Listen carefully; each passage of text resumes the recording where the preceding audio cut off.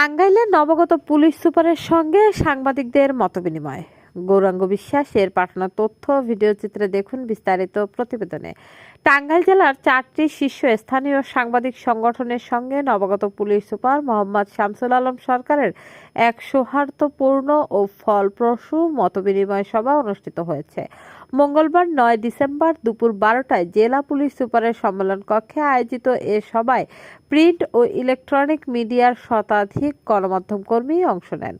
সভায় Tangail print media অ্যাসোসিয়েশনের সভাপতি মোহাম্মদ জোবায়েদ মল্লিক বুলবুল, সাধারণ সম্পাদক আবু জুবায়ের উজ্জ্বল, টাঙ্গাইল সাংবাদিক ইউনিয়নের সভাপতি শামসাদুল আক্তার শামীম, সাধারণ সম্পাদক মোহাম্মদ হোসেন, উত্তর টাঙ্গাইল টেলিভিশন রিপোর্টার্স ফোরামের সভাপতি হাবিবুর রহমান এবং সাধারণ সম্পাদক গোলাম মোস্তফা গুরুত্বপূর্ণ বক্তব্য উপস্থাপন করেন।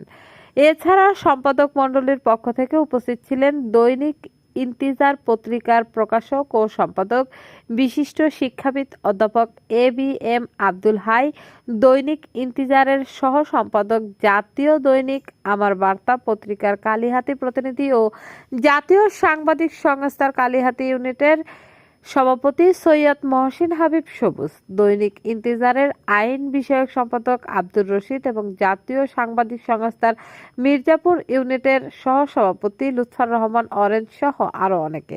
মতবিনিময় সভায় নবাগত পুলিশ সুপার মোহাম্মদ শামসুল আলম সরকার সাংবাদিকদের সঙ্গে পরিচিত হয়ে বলেন, পুলিশ ও সাংবাদিক একে অপরের পরিপূরক। আইন শৃঙ্খলা পরিস্থিতি উন্নত রাখতে আমরা সবাই একটি অভিন্ন লক্ষ্যে কাজ করি। সামনে জাতীয় সংসদ নির্বাচন ও গণভোটকে কেন্দ্র করে আইন শৃঙ্খলা পরিস্থিতি আরও সুসংহত রাখার প্রতিশ্রুতি দিয়ে তিনি বলেন, এই নির্বাচনকে কেন্দ্র করে সারা দেশে নতুন করে পুলিশ সুপার নিয়োগ দেওয়া হয়েছে।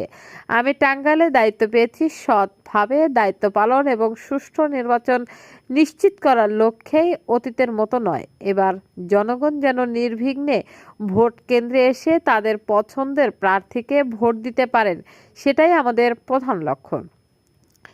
তিনি আরও বলেন, পুলিশ বাহিনীর নিয়মিত কর্মকাণ্ডের পাশাপাশি নির্বাচনী দায়িত্ব অত্যন্ত গুরুত্বের সঙ্গে পালন করা হবে। এক্ষেত্রে দায়িত্বশীল সাংবাদিকতার মাধ্যমে আপনাদের আন্তরিক সহযোগিতা কামনা করছি। সভাটি শেষে সাংবাদিক নেতৃবৃন্দ নবাগত পুলিশ সুপারকে স্বাগত জানান এবং যৌথভাবে টাঙ্গাইলকে একটি নিরাপদ, সুশৃঙ্খল ও গণতান্ত্রিক জেলায় রূপান্তরের প্রত্যাশা ব্যক্ত করেন।